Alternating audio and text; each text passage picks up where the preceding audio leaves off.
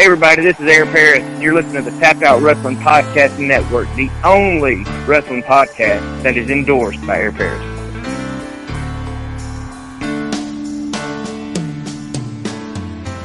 Ladies and gentlemen, welcome to the Tapped Out Wrestling Podcast. I am your host, Nick McDaniel. Today, I am sitting down with somebody who's been around a little while and got a little history, and we're going to dig into the history, especially here in Georgia wrestling, but been on the big stage as well. I want to introduce to you right now, Frankie Parris. What's going on, buddy?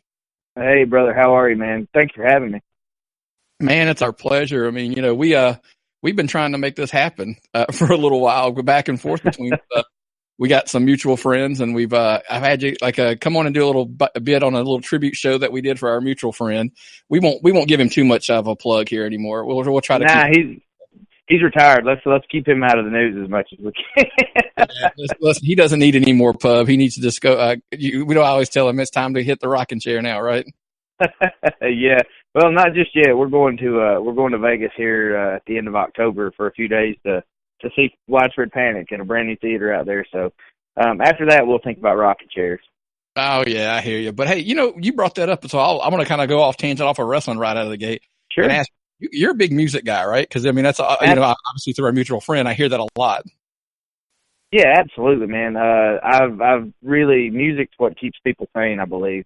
You notice if somebody doesn't listen to music, they're always more uptight or seem more stressed out or whatever. But anytime a good song comes on, man, it just it can change your mood, take you to a spot in time. Not to sound too much like a hippie, but you know, that's kind of the way I look at it. Well, but you guys have a band. Who's your band? I know who it is, but I'm gonna let the world know. You guys have a band that you see constantly. Yeah, in 1999, a friend of mine asked me, he said, "Man, you want to go to a concert Tuesday night in Knoxville?" And I was like, "Well, I don't know." He said, "Well, there'll be pretty girls and rock and roll." And I was like, "Yeah, I'll go."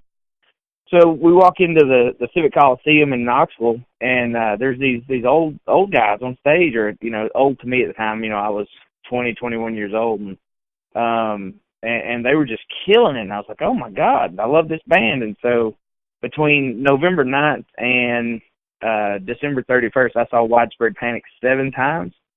That was my first little snapshot of traveling around to see them. They're an Athens band. If I had to describe the music, they take a lot of stuff from like the Grateful Dead and the Allman Brothers. You know, they'll start a song, go play something else, come back to it, finish it. But they've got a little more kick to them than like the Grateful Dead had. Yeah, and you guys, now how many times have you guessed? Because every time I see you, and we'll have to say the name because we can't keep dodging the name. You and Terry, I constantly see you guys somewhere at a Widespread Panic concert. How many times do you think you've seen those guys? Man, I've never counted them up. I need to, because my luck, this will be a big milestone. Vegas will. I would underestimate at 185 or 90 times, somewhere in that neighborhood for me. And I started about 3 years before I got Terry into it. We actually hooked back up in 2002, started hanging out again, and I said, "Man, you got to go see this band." And he's like, "Okay, where are they playing?" I said, "New Orleans for Halloween." And they do a lot of covers and stuff on their Halloween shows, and it's always a good time. And he's like, "Okay, I'll go." And, you know, halfway through the first set, he's like, "Man, I love it." And we've never looked back. We've seen them from Atlanta to New York City and Madison Square Garden, New Orleans, Vegas, just anywhere in between. Wow. That's a long run, but I don't think I've seen anything in my life that many times, you know, whether it be a sporting event or a concert or anything. But that's, I got a buddy of ours who's, his name's Billy. His big thing is Jimmy Buffett. He's probably seen him about 90 times or something like that, which I told him, I was like, "I've seen him 5. I'm good." You know, yeah. Kind of thing. You know, I watched a documentary on Jimmy Buffett fans the other day that was really interesting on Netflix. That makes me sound so excited. People, don't turn away from the interview yet. I promise I've got some good stories besides watching documentaries on Netflix. I'm not that boring yet, but the changes that parenthood makes to us, right? The things that we watch. I mean, you know, you're traveling the country. I mean, at that point, you're traveling the country for Widespread Panic. You know, just because you've paid those dues, now you're, you know, got to sit down and watch Netflix because the baby's worn out. You know, that's what I always say. Yeah. The kids worn you out. The cool thing about Panic though is they have a catalog of, I mean, covers and everything, probably 375 songs. So you can see them. Sometimes they'll play a 4-night run in one place. They'll play Thursday, Friday, Saturday, Sunday. Do 25, 30 songs a night, and you'll never hear the same song twice. That's pretty cool. Yeah, that's what's so cool about it. And they've never, since 1986, they've never played the same exact set list twice, which is, tremendous. That's a testament to those guys and keeping things fresh. So very, very cool. Yeah, that's unheard of because I've seen certain bands twice, and it seems like half, if not, 2/3 of the concert's the same. Yeah, absolutely. Yeah, a lot of folks do that, but I mean, they're kind of out from under the umbrella to where radio affects them, or they're trying to sell albums. They don't make their money, selling records. I don't think anybody makes money selling records anymore, but they've always been out touring, 150, 200 days a year. That's where they make their money. So that's kind of how they can do that and not have to play a certain radio hit every night. Well, that's different, and that's a good thing, I guess. And then plus they're not dependent on a label to, carry them, which is a lot of these guys depend on, as far as they think, and then they find out that they're not. The record label's making money for themselves, and they're not making any money unless they're touring. And if you spend all that time in studios, you're really not making any money. So. Yeah, and it's kind of. I watched the documentary. Lord, this is tanking fast, bro. I'm sorry. But I watched a documentary, and they were talking about the band TLC back in the day, and they had this huge hit with I don't remember what their song was. They had this huge, massive hit, and it sold 10 million copies, and they made, I think, $1 million a piece from the album. Right. Yeah, and the label was they were making, I think, cents on each CD that was selling. So labels are definitely not where it's at. No, that's why everybody just wants to be an independent these days and make their own money and all that good stuff and have, but hey, that's. No, I'm sorry. No, that's what I'm saying. That's why everybody, like I said, wants an independent label. So. And I was gonna, a couple of other things about the band that I love so much, man, is what they do for communities. They just played in St. Augustine. They were scheduled to play when the hurricane hit, and St. Augustine got hit pretty hard, and they never canceled their show. They came in, a week after everything when people were still trying to clean up, and they caught a lot of flack from the community. They were like, I can't believe you're going to come here and play a rock concert when we're trying to rebuild. Now, fast forward to the day after the show, they played 3 nights, and they collected $8,000 cash and the equivalent of 50,000 meals in 3 days, and donated to the community of St. Augustine, which is just unbelievable. Yeah. Panic fans are, pretty good folks, and then every New Year's run they do a show called Tunes for Tots, and actually a couple of years ago, all the proceeds from that, they do VIP meet and greets and everything, and donate all their time and then play a show, and all the proceeds from that go to music programs in schools that need funding. And here, where my daughter goes to school, they actually donated $80,000 worth of instruments 4 or 5 years ago just to this music program. That's always cool. That's very cool.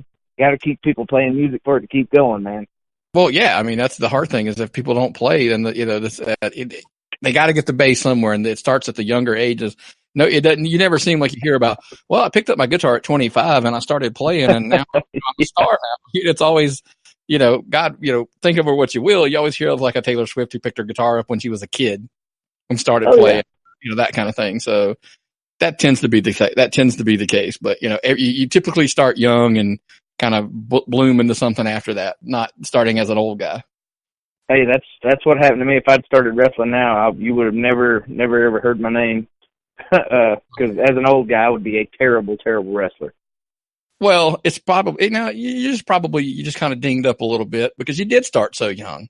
So let's jump over to that because you started back in '96, right? That's about sounds. Yeah.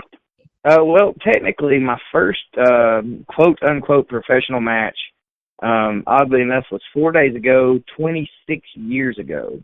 Let me do the math. 24 years ago, September 25th, 1993, was my first actual competitive in-ring match, if you can call it that. I mean, there was a crowd of probably, 7 or 8 people in a little barn here in Georgia.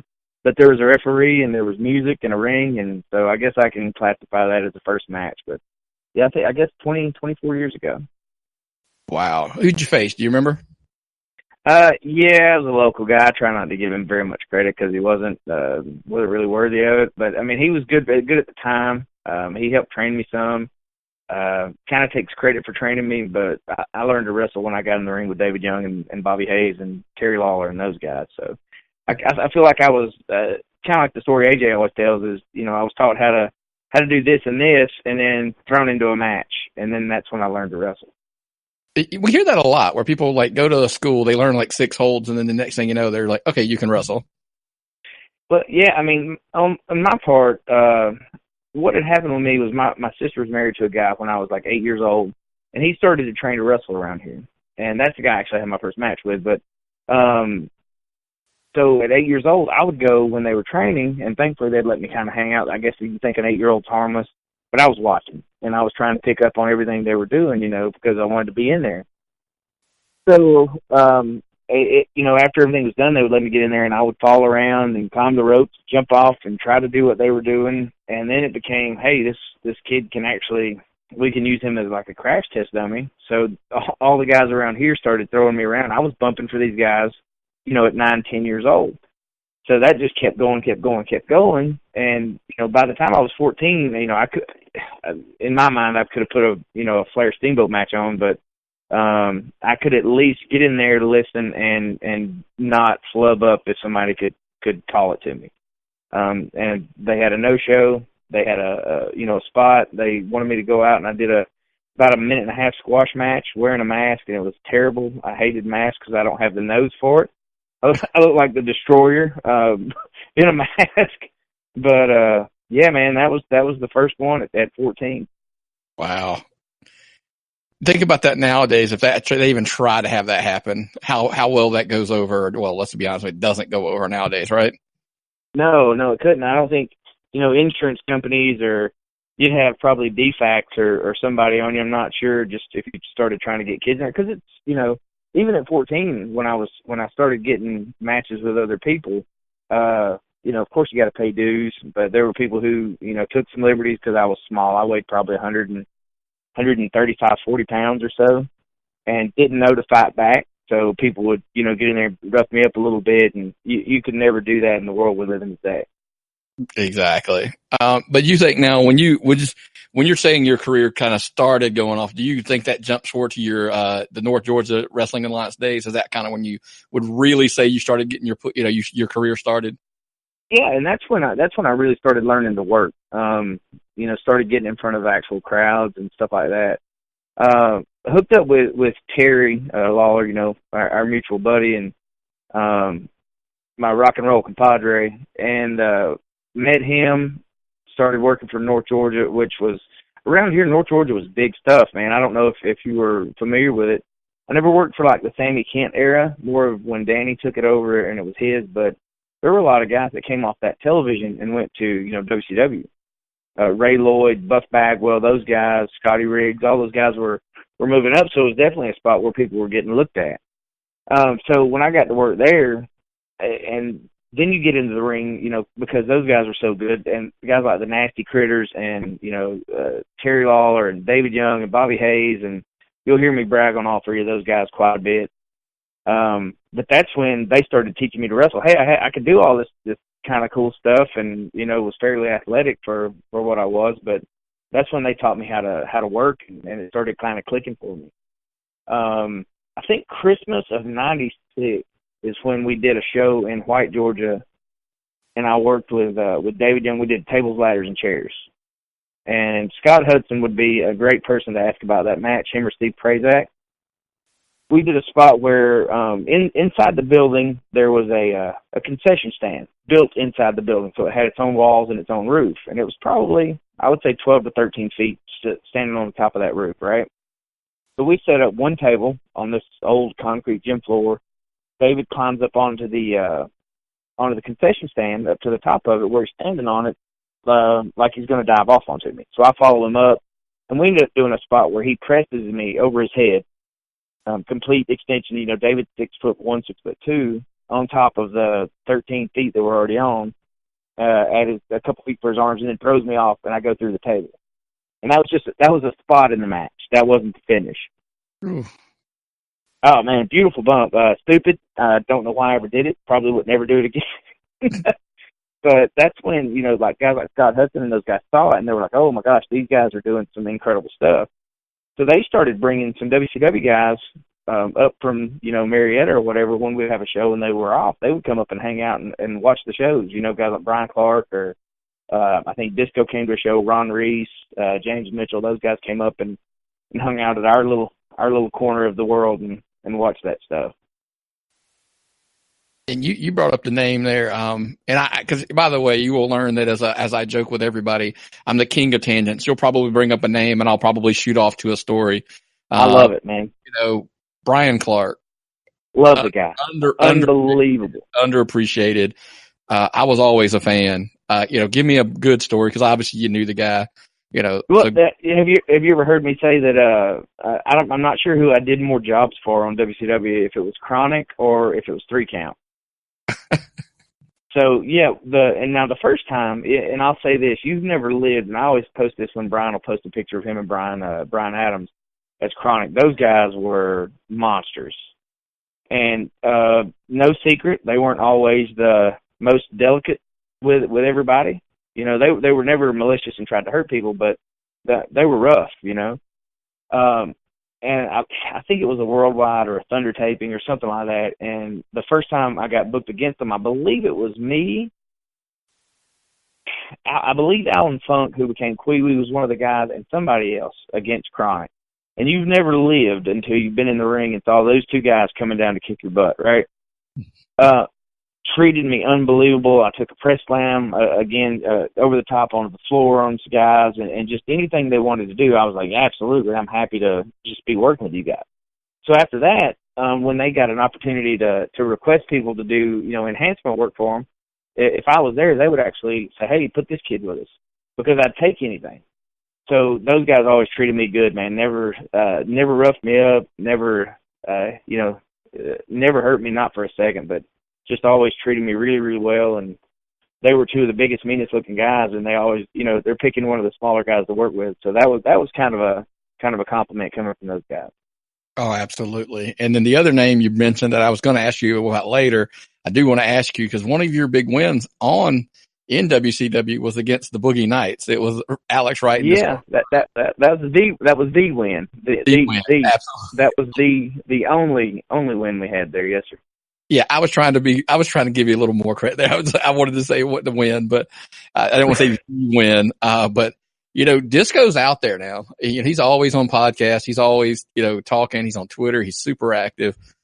Give me a good Disco story onto the side.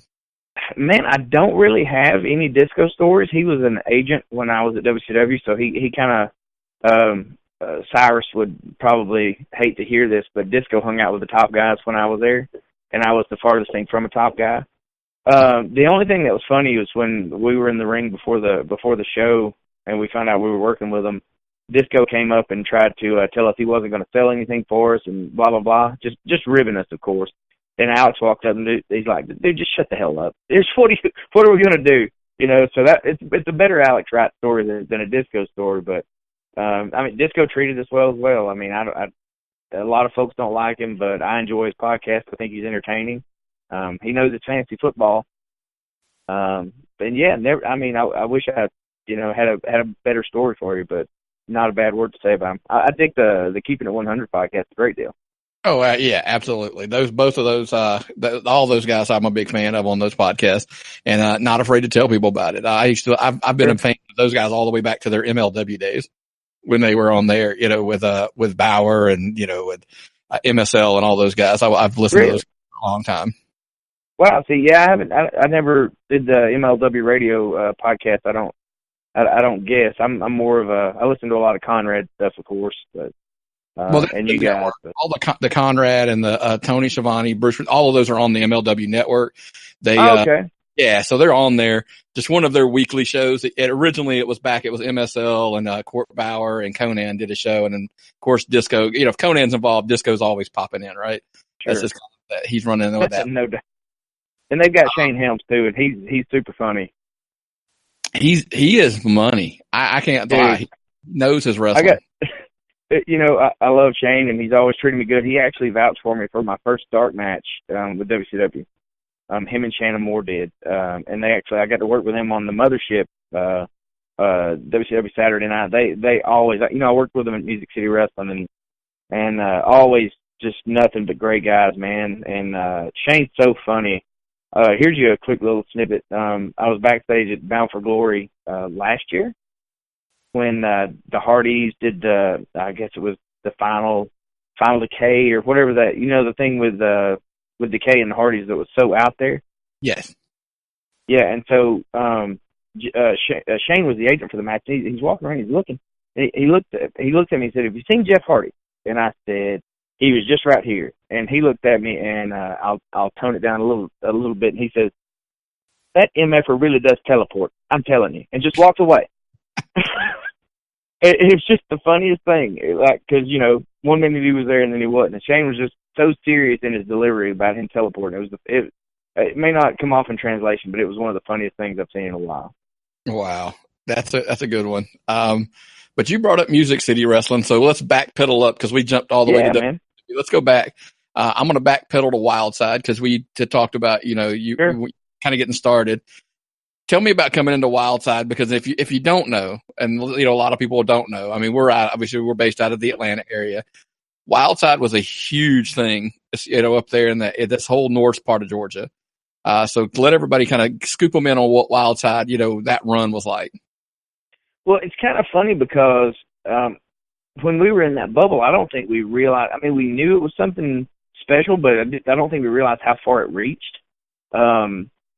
Hooked up with Bill Behrens, and he started booking me. I think I was in Music City Wrestling before that. We'd been going to Nashville, me and you'll hear me say David Young's name quite a bit. Me, David, Bart Sawyer. A lot of folks remember Bart. He was, Flex Cabana's partner in Memphis, that guy, I don't know whatever happened to him, but he did okay. He's probably doing okay for himself somewhere.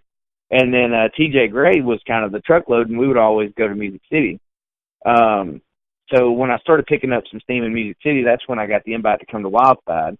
And I actually came to Wildside as a heel, saying I was from Nashville, because they knew there was a connection between Bill and Bert.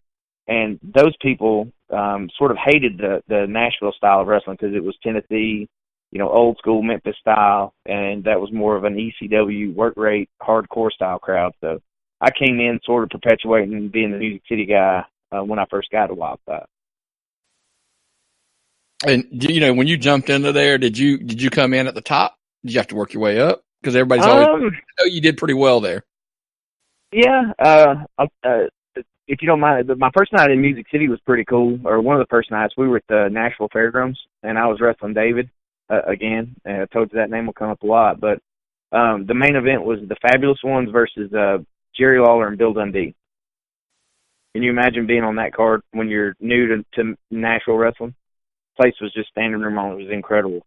The Nashville Fairgrounds was always magical. But when I came to Wildside, I think I had a little bit of shine on me, but I didn't come in. I think the only belt I ever even held in Wildside was the TV title for about an hour, because we taped several weeks of TV.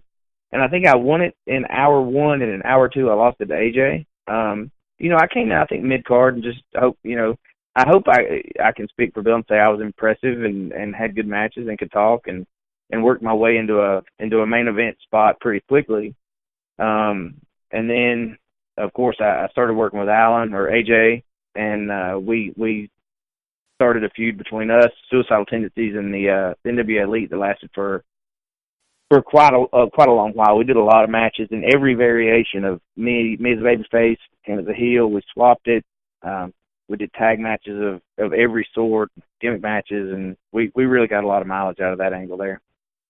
Well, while we're there, because you brought the name up, obviously we were eventually going to get here, because recently there was the Wildside reunion up there at that old barn. Yeah. This we always joke about, and in a little old barn in Cornelia, Georgia. Who would have thought that, and I tell people this, I'm going to back up and say this before we get to the story. I always tell everybody when your local show is in town, when indie wrestling's there, go see it. Go. Absolutely. It's up close and personal. You'll get to meet, shake hands, and, talk to the wrestlers who are there. And for the money, I don't think you can even come close to the value that you get out of it. I mean, it's tremendous. And then the guy who we're about to talk about even said, also, one of my big things I love to do is, I enjoy the moment, but a lot of times I'm sitting there thinking, this guy's the next, X, So, yeah.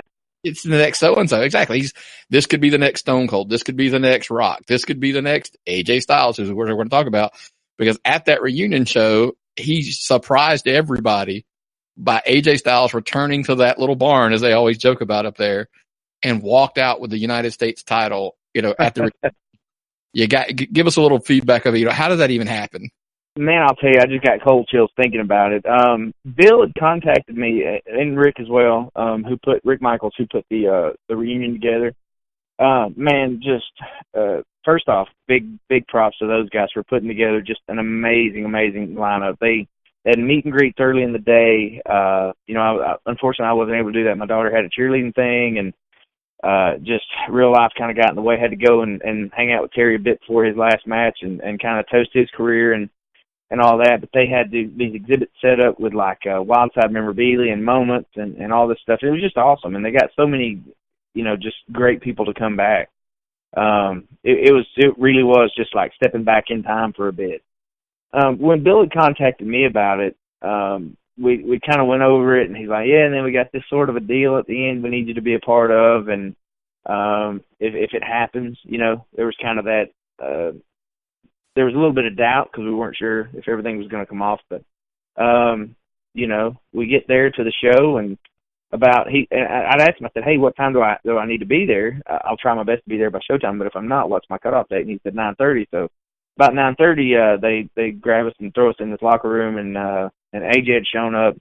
I'd kind of had an idea he was going to be there, so I had to keep it from my daughter all day, which is terribly hard because she's the biggest AJ Styles and fan. Besides, the whole family supports him, but she, besides Sasha, that's her guy, So they get us in this little locker room, and then they put 4 security guards outside the door, and I'm thinking, I'm pretty sure everybody knows somebody's here.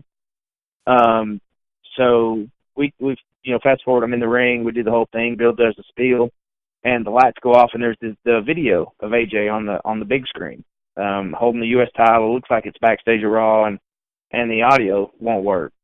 So people are kind of upset. Finally we get this video. He's going to say hello to us, which is, if that's all that would have happened, would have been an amazing moment. For that crowd, in that moment, to have the United States champion, this huge worldwide superstar now who started there, to take the time to send a video, I mean, that's incredible. Nobody does that. So the video cuts off, and there's all these technical difficulties. You can tell the people were pretty bummed. And right before they got mad, Bill kind of cut a promo, and the lights go off. His music hit, and that place, man, it was the coolest moment I've ever felt in that building. When the lights go off, that music hits, and it's this music that's known, from here to Japan. It's literally known worldwide, and the 250 people in that building, he was coming home for them, and it was just incredible. Yeah, I can't even imagine, and it's funny, because I'm not at that show because I'm over in Rome, watching Terry's last match. And so I get home and I see this video online, and he knows I'm kidding. He knows, but I'm like, thanks, Terry. Could we not have been next weekend, kind of thing. But, sure. But I honestly, I wouldn't have traded it for anything in the world being over there in Rome. But, but that was I can imagine how cool that moment was. And all the videos that I've seen, that pop was insane. That building probably was just shaking. It's funny because the video I have is from I had a crew member take video for me, and it's from right beside the stage. Now, my daughter was sitting literally in the far corner away from where he was taping, and there's this undeniable squeal of her as soon as his music hits. It's the funniest thing. Over the other 249 people, you hear this little 5-year-old girl just losing her mind, screaming her heart out because he's coming out. It's very, very cool. And I've got to say this, and I have, a lot of folks have asked me if I was going to put out a tweet or a Facebook post about him being there and all this. And he took, after after he did the spot, he went around the ring and took a photo or signed for every single person that was there. He didn't skip anybody. He didn't rush anybody. He spoke to everybody. He hugged. He took pictures. He didn't, take one and move away. He's like, hey, did you get your photo? Every single person there. And then when he got through the curtain, he did the same thing for all the guys that wanted to see it. So for him to be on an off night, getting ready to go on a 3-week overseas tour, to not only give his time but be that generous with it, was just, he's the same guy he was 18 years ago when he started in that build. And we hear that a lot. And I know that's crazy. Everybody that's, talks about him, is always positive, always talk about how humble he is and how, and that's to me, that's the coolest thing to hear about him, in my opinion. Sure. That he's still that guy. Yeah. It's cool because, he spends, he came over, spent some time with my daughter at a house show, at a WWE house show. Out of, 7,000 or 8,000 people that are there, he walks up to my kid and calls her by name. So then when she sees him at this show, he takes a knee, gets down, speaks with her, spends time with her, spends 5 minutes with her. And he doesn't have to do that. Those guys get asked for so much, man. We try not to ask them for even more, but you really don't have to with him, man. He's very forthright with it, with his time, and never shortchanges anybody that meets him.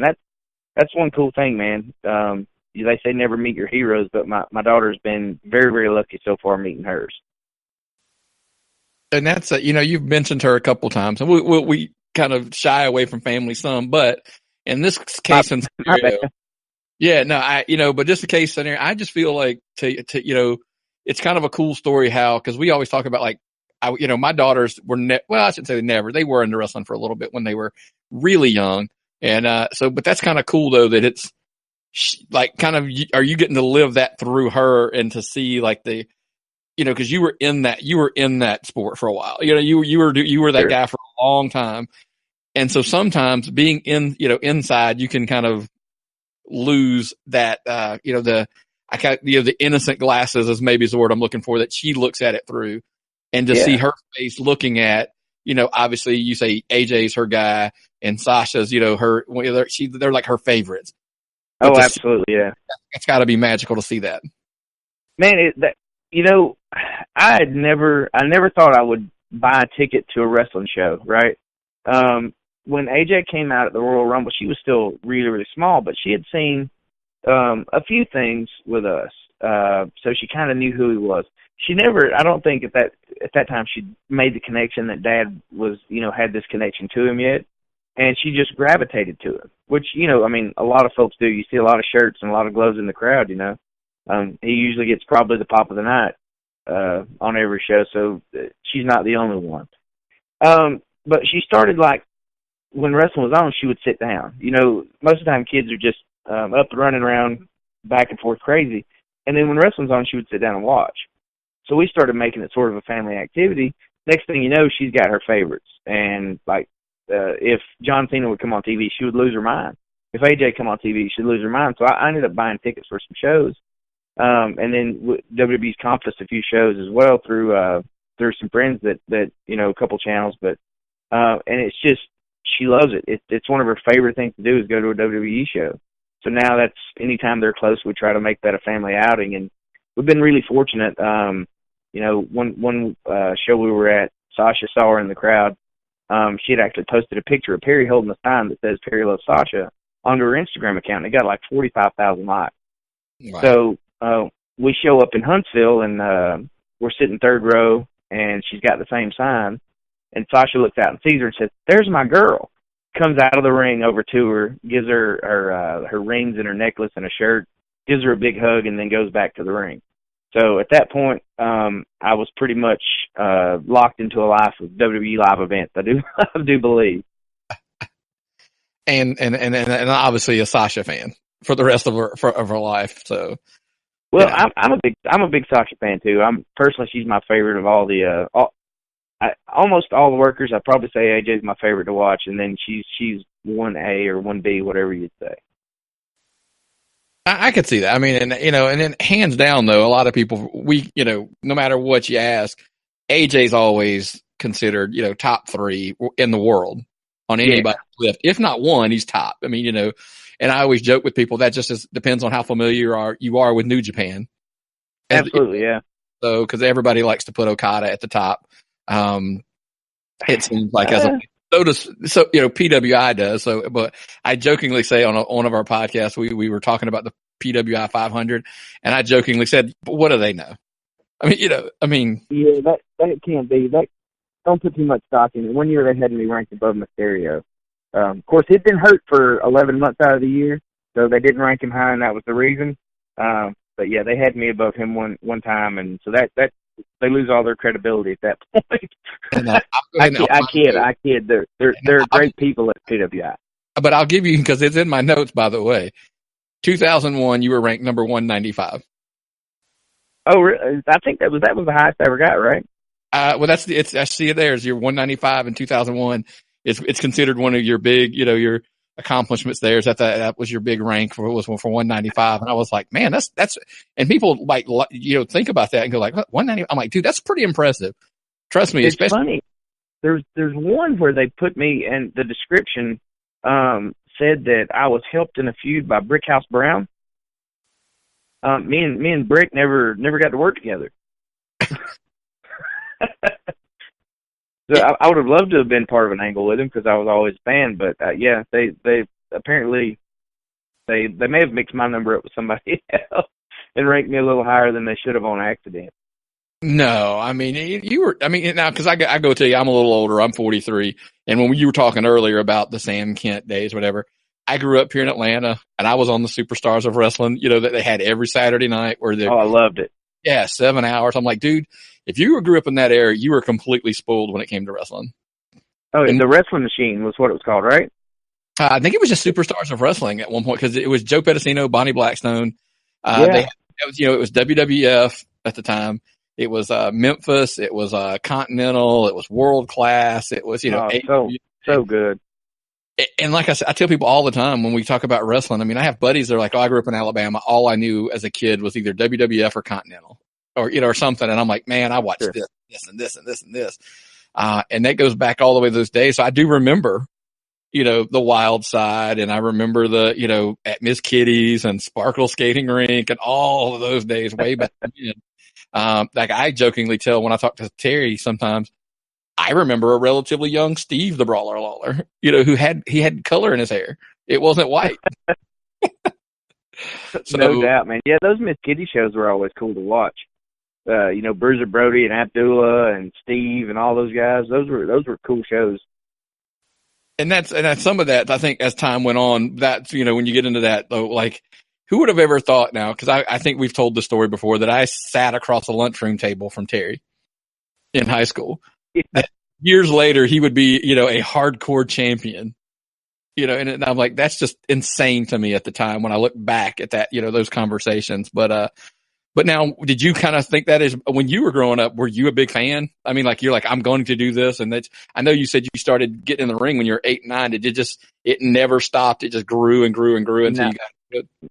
Man, I never had, intentions or thoughts of doing anything else.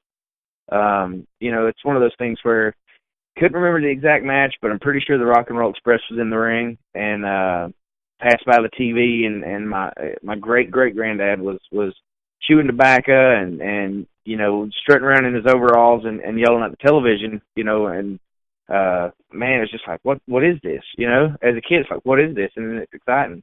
Never, not once did I ever have an inkling of doing anything else, man. When I was in school, my folks said, "So what are you going to do?" And I said, "I'm going to wrestle." And they said, "But you're going to finish high school." I was like, "Oh, yeah, no problem." Then I'm going to wrestle. So, as soon as I finished high school, and it's funny nowadays, people ask me what I've done before, and I'm like, well, graduated high school, then I joined the circus and followed a rock band around the country. So that's kind of my resume is Widespread Panic and pro wrestling.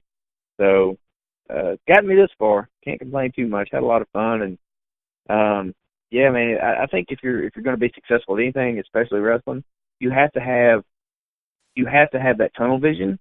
You can't have a plan B. I hear folks saying that got to have a plan B, got to do college. And, yeah, but if you have a plan B, then you're kind of already setting yourself up to fail.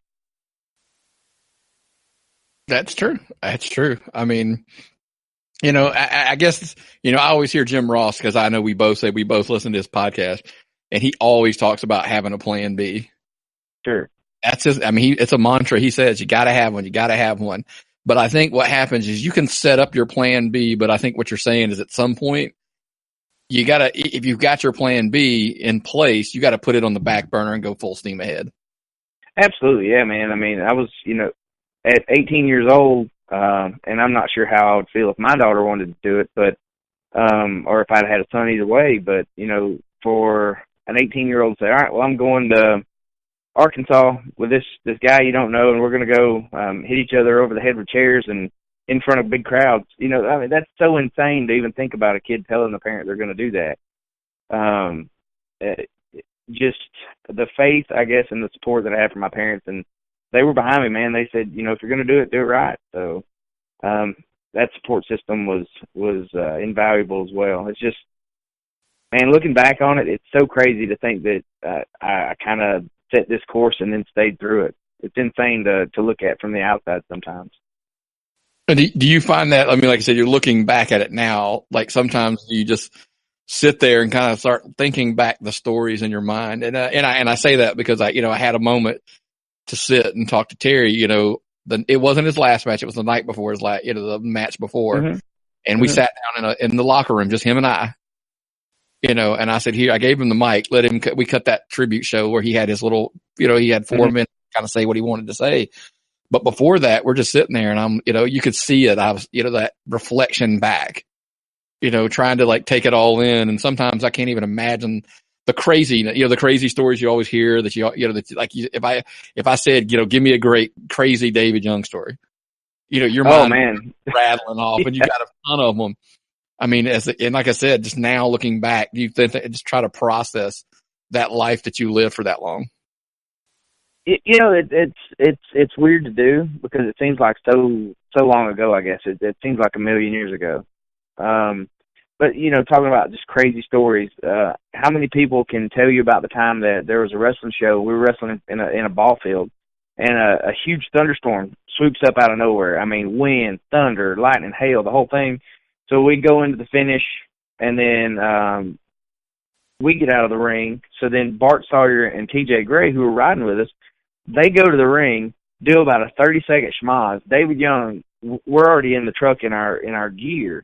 He speeds up the ringside, pulls the emergency brake, slides the truck around. They both jump in the truck, and we haul ass out of town. Like, who else has that story? like you know, how many people can say they've done a Duke Boy getaway from a thunderstorm wrestling match? That's insane. And another thing, when I look at your career, looking back, I mean, think about just some of the names that you've been in the ring with. You know, and I mean it with all respect. You know, with obviously AJ's obviously, you know, everybody's going to say, oh, he's AJ style. But I mean, I even look back with guys like that I'm a fan of. I mean, you know, when you worked with, you know, with the 3 count, you know, because correct me if I'm wrong, but for some reason I remember you in a Jamie Noble match. Yeah, I worked with Jamie. Me and AJ actually worked with him, and was it him and Evan Courageous? Yes. Were they a team for a bit? Yeah, we worked with them on a Thunder. Man, I've wrestled Jerry the King Lawler, which that's a cool moment. As a pro wrestler, taking a right hand punch from Jerry Lawler is one of the coolest things I think you could ever do. It's the best punch in the business of all time. You know, we did a house show. The only house show we did for WCW was a 4 corners tag match. So it was me and AJ, the Young Dragons, which were just unbelievable. Jimmy's a great guy, and Kaz was just tremendous. He was like a little Muda, you know, just unbelievable talent. Against 3 count, and then the other team was Rey Mysterio and Kidman. Now, a lot of folks didn't realize that AJ had actually been in the ring with Mysterio before their single that they did, but it was kind of brief. But I mean, you know, working with Mysterio, those guys. My very first night in WCW, albeit as an extra, I was an EMT, and I ran in to save Sid Vicious from an attack of the Silver and Black NWO. So the very first night I was in the company, I get beat up by Jeff Jarrett and Bret Hart, and then spray painted NWO. Now, for a 20-year-old kid, that is pretty dang cool, you know? Oh, I can't imagine. You know, it's so cool to look back on stuff like that, and thankfully there's the network, and you can kind of go and revisit that. I hate to do that, not try to reminisce too much on stuff, but my kid will always have that stuff, you know. Hopefully she gets a grasp on how cool that is. When Ric Flair was going through his recent hospital scare, I just kind of got to looking back at Nature Boy stuff and started watching some Nitros where, you know, we had Elizabeth, me and Adam Jacobs were with Russo, and we had Elizabeth kidnapped for a couple of weeks on television, and Ric Flair's coming in beating us up. Lex Luger's coming in beating us up. So even though we were just an extra little garnish on the side, we were still getting to interact with those guys, and these are huge stars from when I was a kid. So just, man, I know a lot of folks have bad memories from wrestling, or would expect me, the way everything kind of happened with Vince buying WCW just shortly after we got there, the way everything happened, to have a real negative look back on it. But man, I got to do so many cool things. I just can't be anything but grateful for all those times that I got to do those cool things, you know? Yeah, I mean, because think about something. Like I said, I'm still going on in my head. I was like, and I cheated on some. I pulled some up, you know, yeah. YouTube stuff and all that kind of stuff. I mean, now because you brought up the Rock and Roll Express before. Yeah, got to work with those guys, man. That's tremendous. You know, those are the guys that were on TV when I became hooked on the business. So, here's a cool little tangent for you. Me and Bobby Eaton tagged against Ricky Morton and another guy in Rome, Georgia. And, I asked Bobby, I was like, are you going to use the Midnight Express ring music? And he's like, do you want to? And I was like, dude, that's the coolest thing ever. I get to walk to the ring with Bobby Eaton to the Midnight Express music. And then to finish, Bobby goes up for the Alabama Jam, and I tag myself in. I said, dude, let me show you how to do it, old man. And he turns around and gives me the big punch, and then Ricky hits me with a drop kick. Just unbelievable, man. It was like wrestling fantasy camp. Just absolutely, just very, very cool. So you took one of the best punches in the business, Bobby Eaton. Into the Rock and Roll Express drop kick.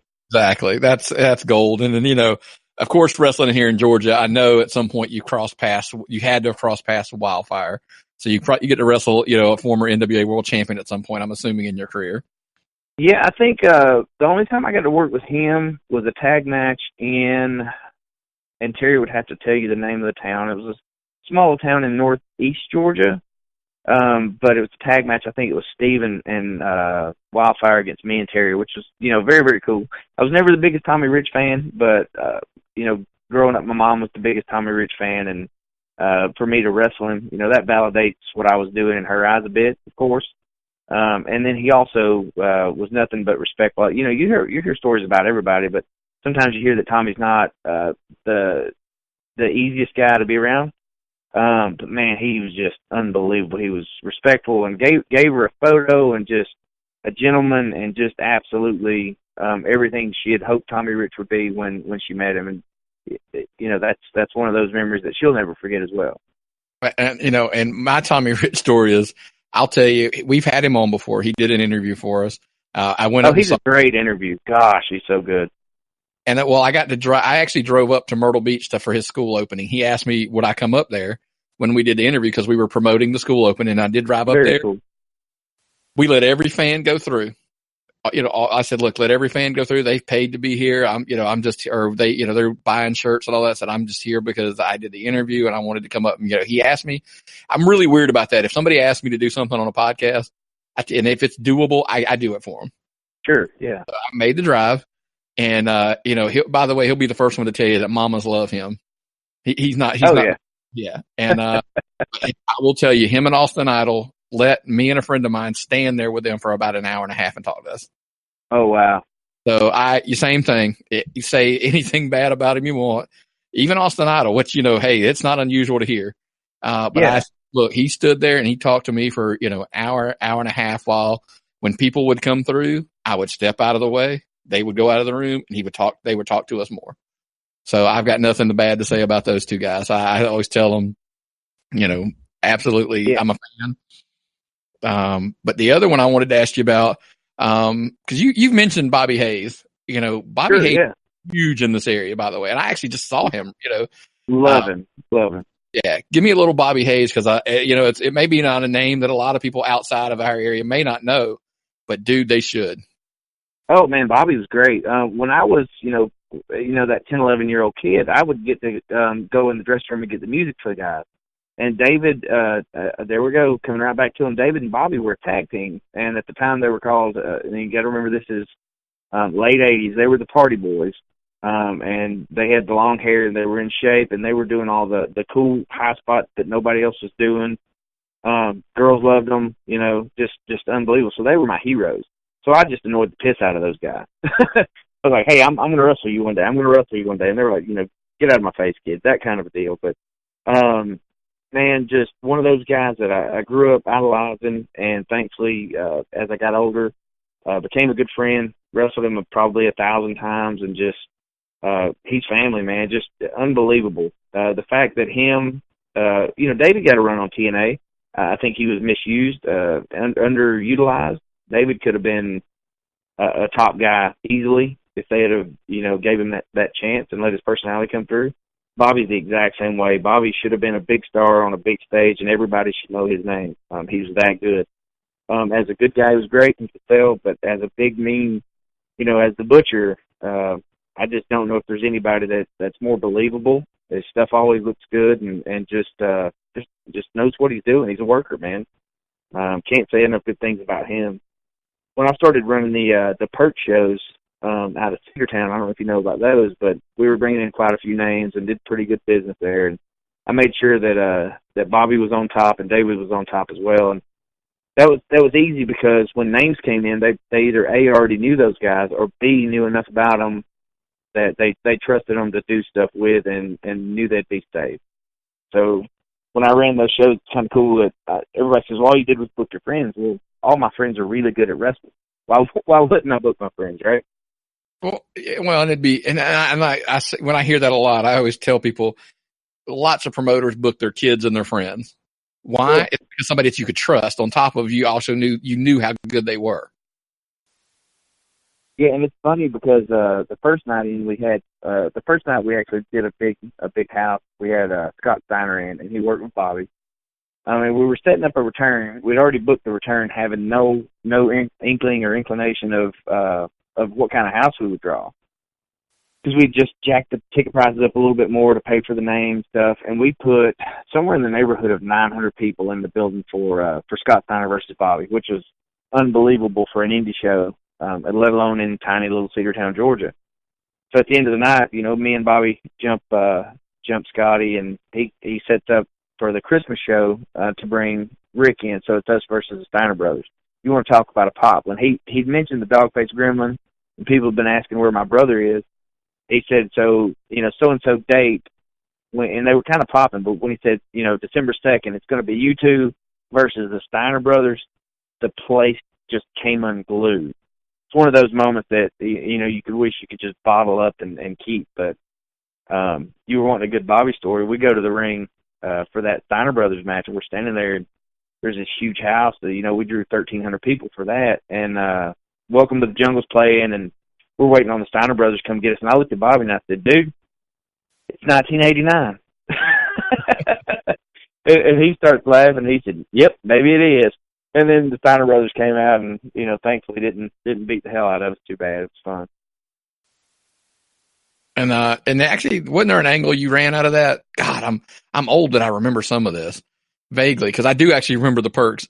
Didn't he turn on you at one point up there in that angle? Yeah. Actually, Bobby ended up turning on me, and it was, I'm trying to remember. I don't remember the exact turn, but we ended up doing a spot where I brought DDT in, and then I brought Kevin Nash in, and it was me and Nash against Bobby and David. And at the end of that, here's you a great story. I don't think I've ever gotten to tell on a podcast. At the end of this, we do an angle where they pile drive me onto a chair like 3 times. So that's all fine and good. So we do a stretcher angle with legitimate paramedics and an actual ambulance. But I forgot to tell my mom that we were doing it. So after the pile driver and they've got me on the board, my mom climbs in the ring. She says, Frank, are you okay? And Kevin says, "Oh my God, you didn't tell your mom?" so I'm like, "Mom, I'm fine." And she says, "Frank, I'm going to kill you." so they get me out, and it lended itself really well to the legitimacy of the spot, right? They get me and they take me around the block and get me out of the ambulance, and I finally get back to the dressing room, and my dad yells at me, "Are you trying to kill your mother?" you know, Kevin even popped on me for not telling Mom that we were doing the stretcher spot. And, he's another guy, because I always try to jump out when I hear those kind of things. He's another guy that you always hear love, hate. There's no real between Kevin Nash. So, I was going to ask you, what's your take on him? Obviously, I mean, with the pop there, that you popped him, but overall, I mean, what is that your scoop? I mean, he's a good dude. I mean, he just, it's a job. Well, at WCW, I was so far down on the ladder, I was never on his radar, so I never had any kind of an interaction with him. When I booked him for that show, he was living in Orlando. He was working for TNA at the time. I don't know if he still lived there or whatever, but I'd actually booked him a plane ticket and all this, and he's like, "Dude, cancel that. I'll just drive." So they made the whole drive all the way up. Comes in, does the show for me. Bumped. When you book a guy like that, especially somebody so big, you don't expect him to do a lot. He did all his signature stuff, man, except powerbombing anybody because he was working with two really big guys. But he took heat. I mean, we did a second set of heat. He wanted to take it, and Kevin Nash was literally bumping all over the ring for these guys, which just blew me away. I mean, I don't know if I paid him more than other folks or whatever, but just gave a lot of effort and was really cool, man. When he got to the show, he said, I'd gotten him a hotel. He says, "Well, after we do this opening spot, I'm going to go to the hotel and stretch if that's okay." And I was like, "No, dude, go do what you want to do." He starts laughing. He said, "Nah, man, I just want to go drink some beer." So, but was super accommodating. Did everything I asked him to do. Didn't complain. Had a good time. Was good with all the people, and I had him signed with perks. What I would do is I would try to recoup some of my expense on the guys by whatever I paid them. I would get to keep 100% of their gimmick sales. I would print all the gimmicks, and then whatever they signed, I would keep that to try to recoup some of the expense. But they would have their guaranteed money. And he sat out there in the lobby for 2 hours in time, with never complained anything. As far as other people may have had bad experiences, but mine's been nothing but positive. That's awesome to hear. Well, now let you know because we always could go long here, but we don't want to go too far without. Sure. Let's go ahead and ask. Let's put him over a little bit here at the end of the show. Oh God. Yeah, we've got to. He just hung up the boots, right? Let's give him a little bit of love here. You told the story on that tribute show about your first meeting with Terry Lawler. Yeah. Give us a little run. Like, did you zigzagging out with him over the years? Like, as far as, I know you met up with him later again. How did that whole your wrestling history with Terry go? After I met him that first time, we kind of just hit it off. I think he just couldn't believe that this young kid had the guts to, I didn't put him on any kind of a pedestal, and I wasn't afraid to, to joke with him and stuff.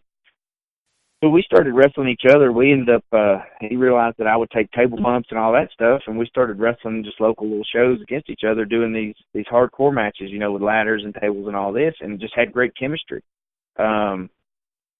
So, we did those for, all over Georgia for a while. And then we finally, gosh, I want to say oh, my Lord, he'll kill me if I get this wrong. I want to say it was July 4th, 97, because this year would have been 20 years. We ended up tagging up against the Nasty Critters and formed Team Extreme, which in Georgia, some folks know a lot about it. That's kind of a thing we did for quite a while. And became a tag team, man. It was just so much fun, just best friends, just, getting to travel and wrestle and live that whole life, man. And doing it with your best friends is just, you can't think of a better job, man. And at that point, it's not a job. Getting paid to do it was just icing on the cake, man. After a while, I ended up going to Music City and kind of breaking off. He was still doing the Wildside stuff here. And then he ended up, his actual work took him to St. Louis for a while. We kind of lost touch. I went and did the WCW thing, and then, stars lined up. We came back together and hadn't been able to shake him since. It's like a bad it won't go away, right? No, man, I'll tell you, it's so funny, and it's he's family. He's just like Bobby or David. Those guys are family. My daughter calls them their uncle, just like she did on your tribute show. And we go to Six Flags now probably every other week. I think we're actually going this Saturday, and she loves it, man. Uncle Terry is her favorite, so I don't guess I can get rid of him now. No, she's going to hang on to him, unfortunately, right? That's yeah, so bless my heart. Bless your heart. Yeah. Well, yeah, that's a crazy thing that we somehow 30 years later, he's still around. Sure. For me, I'm just really glad, me talk and he says, I never made it to a big stage, or a lot of people don't know him. And I'm like, dude, everybody knows who you are. You may have never, worked on Nitro or Monday Night Raw, but man, he's built a career and a legacy around here, especially the way he helps young guys coming up. Looks out for folks and tries his best to be a locker room leader, keep drama out of it, and take care of folks. That's just that. I think at his core, that's what he does, is take care of people. And in wrestling, that's something that's pretty rare. Most folks take care of themselves, and to find somebody that's good at what they're doing and a genuinely good person. Hey, I've been lucky enough to call him, big brother for a lot of years, man. Yeah, and I can vouch for that. Talking with as many guys as I talk to, it's his name comes up a lot, especially all the guys in this area. And guys love for the fact that I hear a lot of, man, I'm glad I got to work with him before he retired. And the other one I hear is that, it breaks my heart that I didn't get to work with him, before he retired. I wanted that match. But and I tell people his legacy will go on by the influence. And I'll tell you something that'll make you laugh. Obviously Chip Day's got a big history with Terry. Sure, yeah. And so, just last week at a show, I was watching a Chip Day match, and me and my co-host just happened to be at the show, and they go through a move set, and I just literally turned to my partner and said, "That's a Terry Lawler sequence."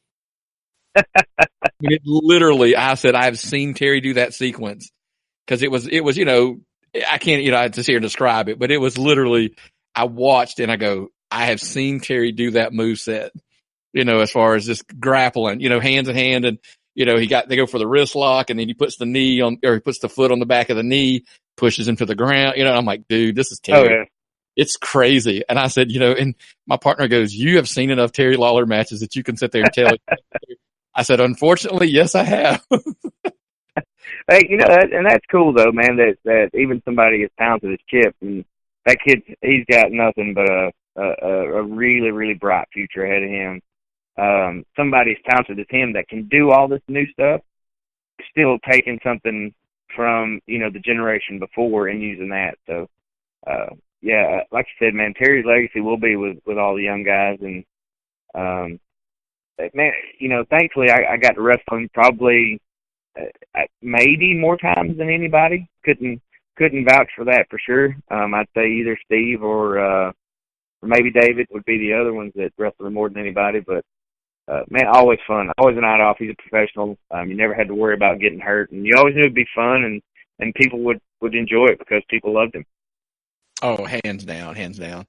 But now back to you. Obviously, you had, we've talked about your career a couple times. Just me and you off air talking, and like you said, I mean, you can't. You could sit here and you could complain and whatever. But my thing is looking back at it. I love the approach of you look back at it and go, man, I got to do all these things, and all these people that you met, Kevin Nash, Ricky Morton, Bobby Eaton, et cetera, et cetera, et cetera. Go on and on and on back in the history of all the guys that you've worked or been around or whatever. I mean, I always tell people it's always good to focus on the positives and all the benefits and all the experiences that gave you. Looking back at it in hindsight.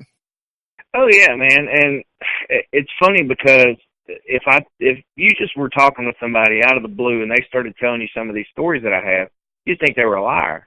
Thankfully, most of my stuff's on videotape or there's pictures. Being on camera with David Arquette from the Scream movies. A lot of folks thought that was garbage, but man, he was a huge movie star at the time. Scream was huge. He's married to the hottest girl in Hollywood at the time. So that's unbelievable. Getting to hang out with a movie star or having interaction on a wrestling show with the Nature Boy Ric Flair. I mean, I know hundreds, if not thousands of people can say they've done it, but everybody would say how special that is, even if you're just taking a chop from him. To interact with the greatest of all time is just something I'll never let go of. That's really, really, that's just unbelievable. But to fast forward to nowadays, where thankfully I didn't burn every bridge and still have good relationships with people, to where that 10-year-old kid that I was, to get the Tiger wrestler's hand on their way to the ring, that was an experience. That was something you go to school and you talk about. For my daughter to get to go in a dressing room and get a hug from and take photos with her heroes, man, that's worth every bump I ever took. Every chair shot, every bit of traveling, that's all worth it, because she gets to live these dreams that the young me would have killed for. So that's probably, I did a lot of cool stuff, and it's crazy when you're young, you make it all about yourself. Man, nowadays I find myself, I always come back to, it's about her, Yeah, I know that probably surprised a lot of people. It's pretty cool that me and AJ were in the locker room before the Wildside surprise, and you fast forward, 18 years, and we're sitting there, and all we're doing is showing each other pictures of our kids on our phone, and he's showing me video of his son playing football, and the kid's a little, beast. He's so fast, and it's crazy to see where we are now versus where, especially me, because he's always been a pretty, straight edge guy. But where I've come in 18 years, I think just kind of surprised him as well. And like you said earlier, it's crazy what parenthood does to us, right? Absolutely. And man, that I don't know that I can end it any better than that. To go there to say all that you've done, and then kind of to see how.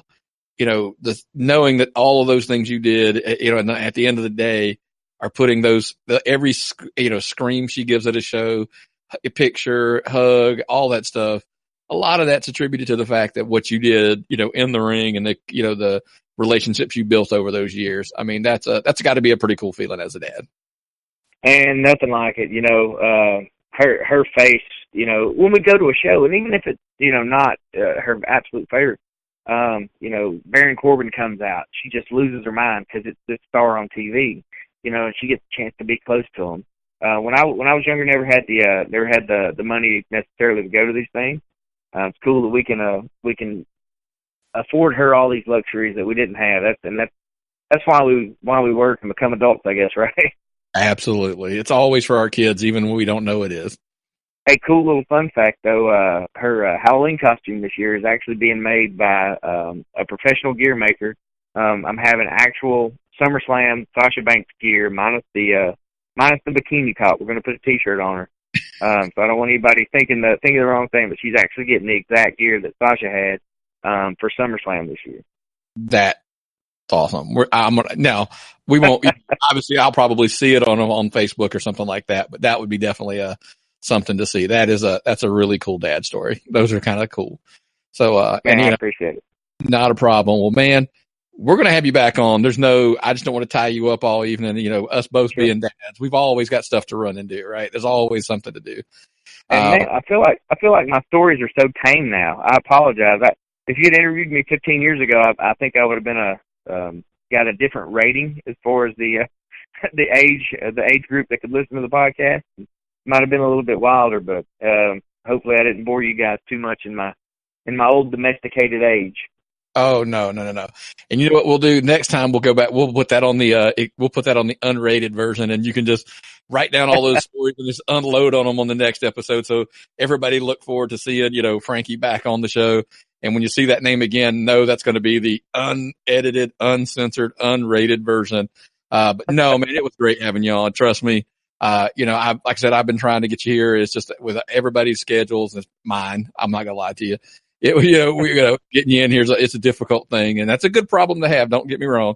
If you got so many interviews going on that, it's hard to get it booked in, but, anybody that and again, God, I cannot believe I'm going to put him over again. Anybody that vouches for, I'm going to make it happen, kind of thing. So sure. Absolutely. So man, it's been a pleasure. Hey, congratulations on all your success, man. Love the show. Just keep plugging away, man. Make us proud.